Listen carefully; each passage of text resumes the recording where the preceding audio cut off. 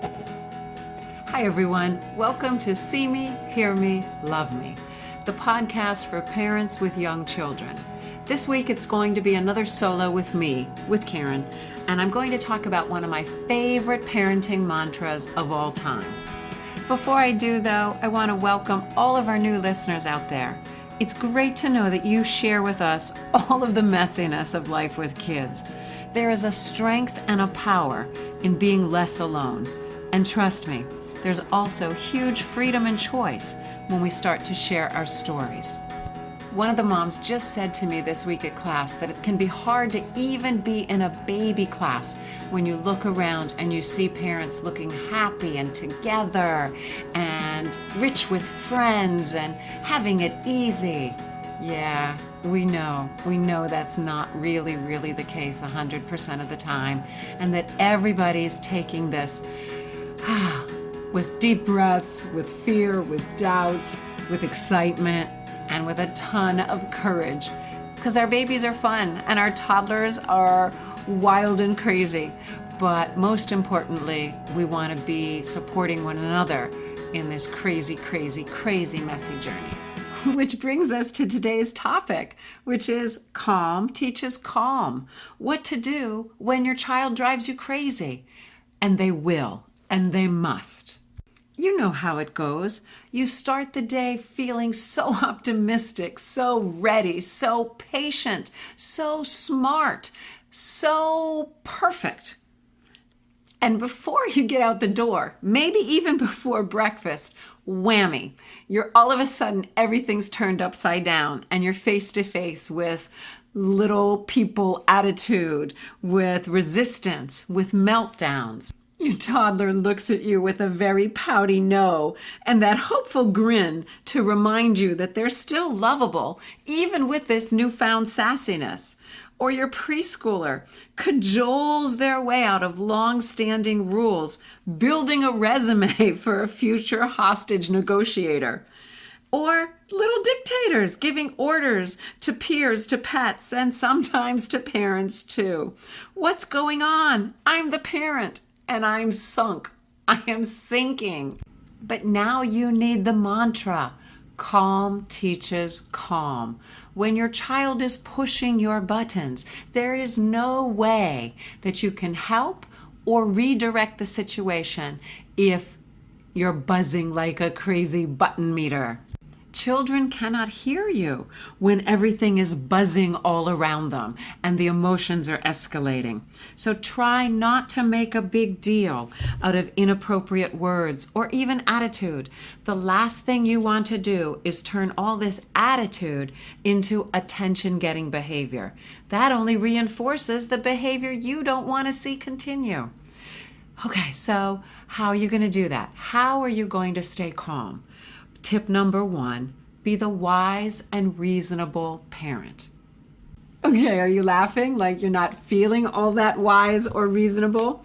But here's what the mantra of the wise and reasonable parent is, and that is, I can handle anything.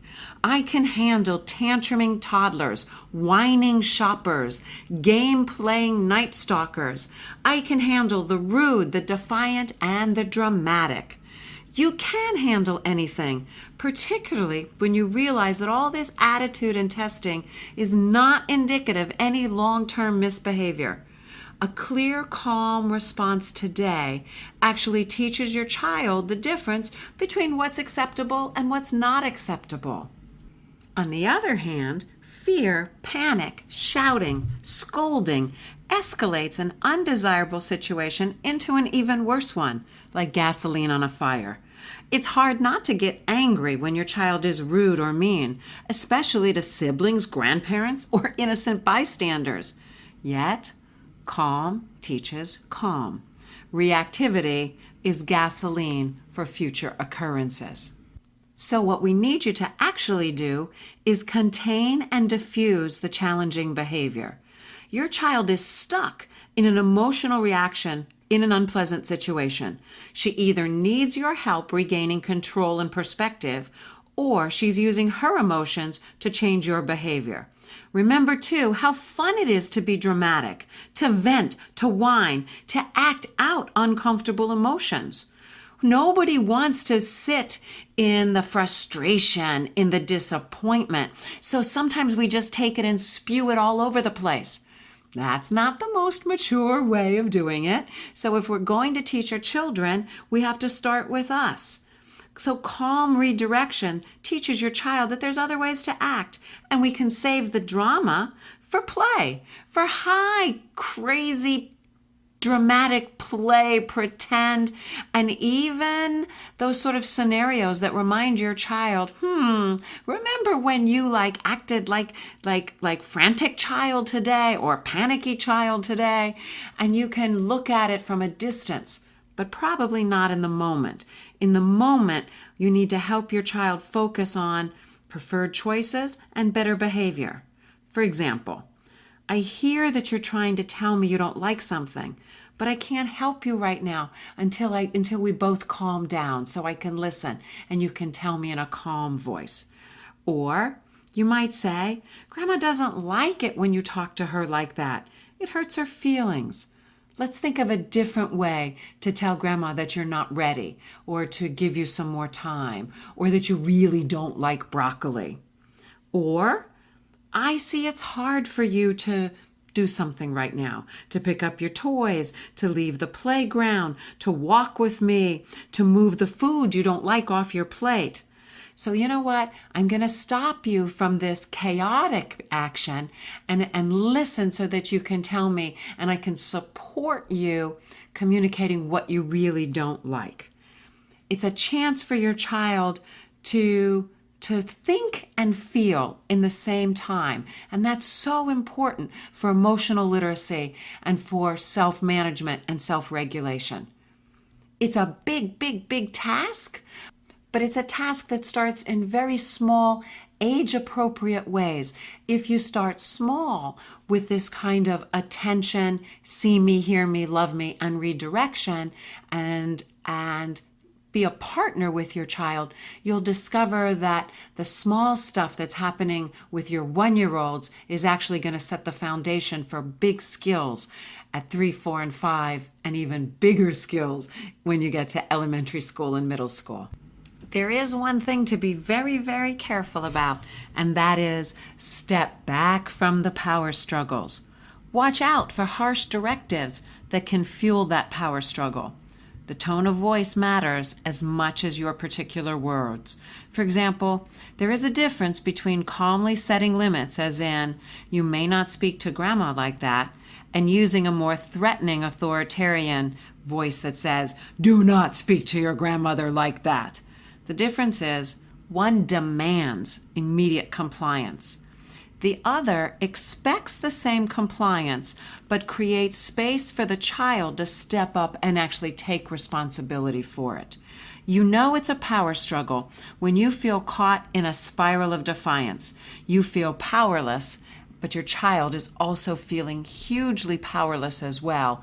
And so everybody is just stamping feet and trying to outpower the other, rather than that calm teaches calm, which is, I am so assured of my power that I know that I can help you with quiet strength and conviction and faith and trust and love.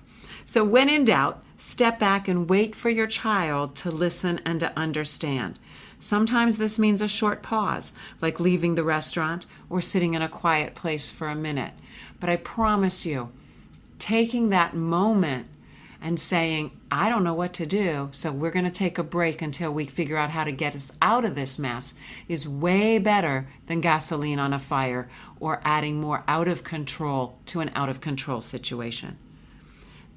There's also usually an underlying truth behind the unreasonable and inappropriate behavior. Your child needs to experiment with power and attitude. He needs to try on different roles, be the rule maker and the rule follower, be the aggressor and be the peacemaker. That's the only way children learn about themselves and the world. Listen to what your child is trying to say, even though they say it very imperfectly. and less constructively than they will after they learn about consequences and context. They are lashing out, they are experimenting, they are trying to figure out the rules of the world. It's okay for you to know that they need a little bit of space to experiment and that you will keep them safe by letting them know what's okay and what's not okay and helping them regain control when everything starts to escalate out of control. Lastly, I want you to find really child-friendly outlets for all that attitude. Children have to experiment, but they don't have to experiment with you every time. All children need pretend play with dolls, pretend animals, and superheroes. They need construction activities, or possibly destruction play. They need to knock things down. They need to bulldoze through and over and around. They need blocks and they need forts. They need to build and destroy those sandcastles. Most of all, they need silly songs, dance, movement. They need to shake it. They need to stretch it. They need to feel strong, powerful, tight, loose. Let them act out sassy and mischievous characters in songs and stories. Yes, they can be No David on some days. They can be the dinosaurs that don't want to go to bed, that don't want to eat their dinner. They can be Llama Llama. Look for books that have all of those emotions so that children can relate and see themselves outside of themselves.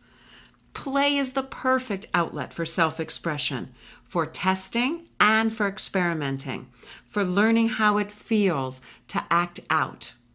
Play is also the place where all inhibitions and constraints of being good are released. And kids can be kids. They can be immature. They can be childlike in all of their confusion and messiness. So today we celebrate the messiness once again and how hard it is to be a little person.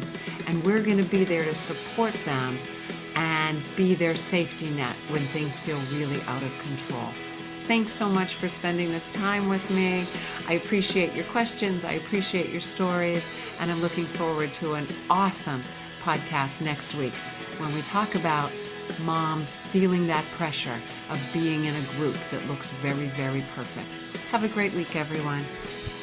I just want to add that you can find this article, Calm Teaches Calm, and another one with the lists of books that support children through emotional development. And that one's called Books That Soothe and Seethe. You can find both of those and many, many more at FamilyTimeInc.com. Thanks, guys. Bye.